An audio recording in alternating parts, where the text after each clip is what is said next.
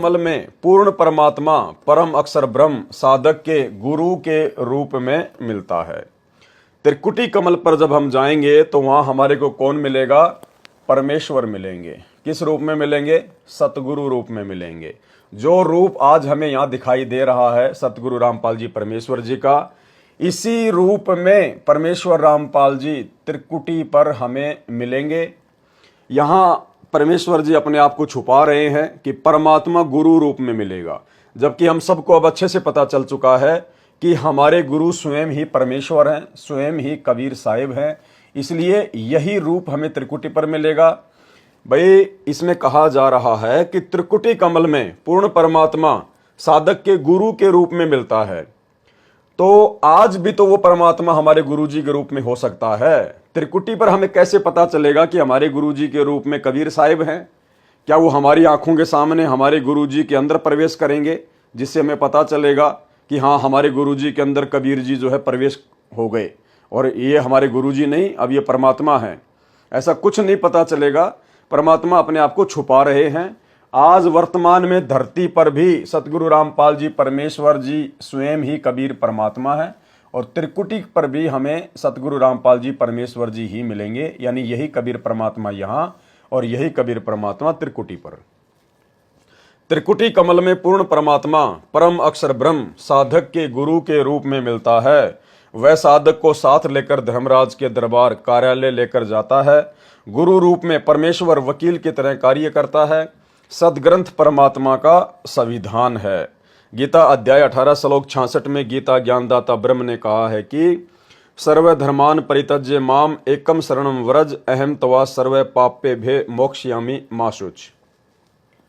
भावार्थ, गीता ज्ञानदाता ने कहा है कि यदि तूने यानी किसी साधक ने शास्त्र विधि अनुसार साधना तत्वदर्शी गुरु से ज्ञान दीक्षा प्राप्त करके की है और वह उस परमेश्वर की शरण में जाना चाहता है, उस परमेश्वर की शरण में जाना चाहता है जिसके विषय में गीता अध्याय 18 श्लोक 66 में कहा है कि मेरे यानी ब्रह्म के नाम ओम की जाप कमाई मुझ में छोड़ दे।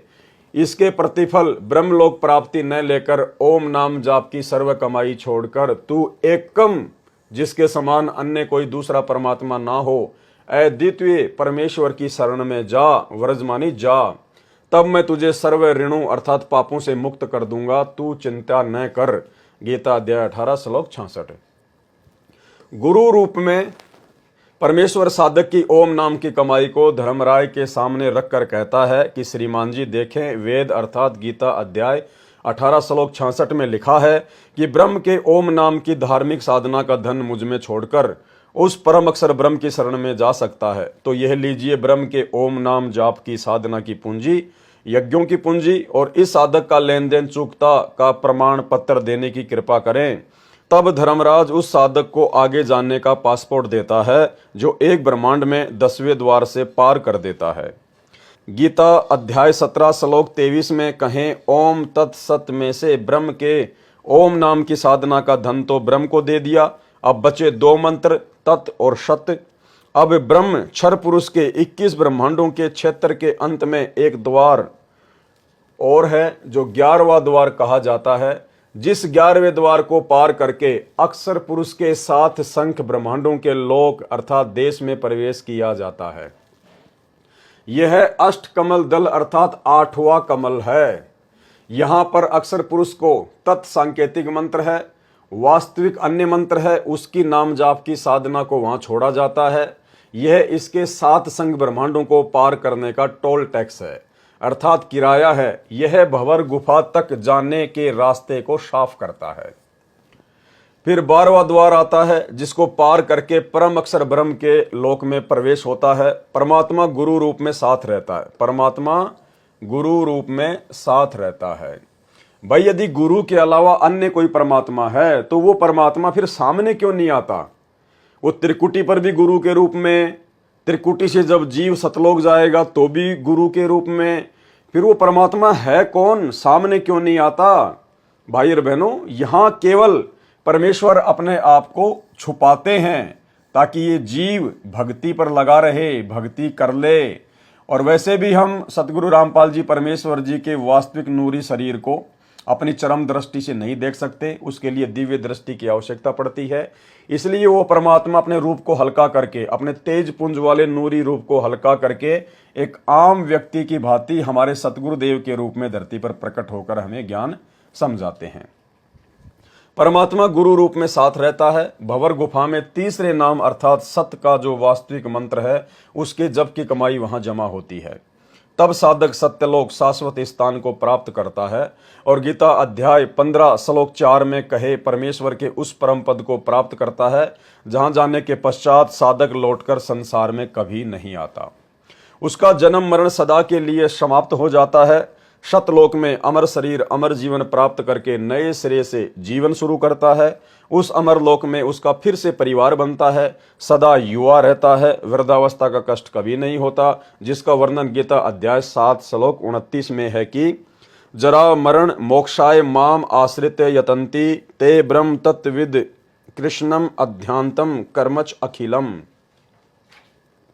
भावार्थ, गीता ज्ञानदाता ने कहा है कि जो मेरे द्वारा दिए ज्ञान को आश्रय बनाकर तत्वदर्शी संत को खोज लेते हैं, तत्वदर्शी संत को खोज लेते हैं। तत्वदर्शी संत को भाइयों और बहनों सृष्टि में कोई खोज नहीं सकता है। तत्वदर्शी संत स्वयं ही अपनी पहचान करवाता है। ये परमात्मा स्वयं ही साधक को आकर मिलते हैं, स्वयं ही ये भक्ति प्रदान करते हैं, इनको कोई खोज नहीं सकता है। तो वे सर्व अध्यात्म से सब कर्मों को जानते हैं तथा वे तत् ब्रह्म यानी परम अक्षर ब्रह्म से परिचित हो जाते हैं। इसलिए ये साधक संसार की किसी वस्तु की इच्छा रखकर साधना नहीं करते। अर्थात तत्वदर्शी संत के मिलने के बाद, उसका तत्व ज्ञान सुनने के बाद में यदि किसी भगत ने इस संसार से सदा सदा के लिए विदाई लेनी है तो साधक संसार की किसी वस्तु की इच्छा रखकर साधना नहीं करते। निष्काम भाव से तत्वदर्शी संत की भक्ति करनी होती है। परमात्मा कहते हैं जब तक भक्ति सकाम ना तब लग निष्फल सेव, कहे कबीर वे क्यों मिले निष्कामी निज देव।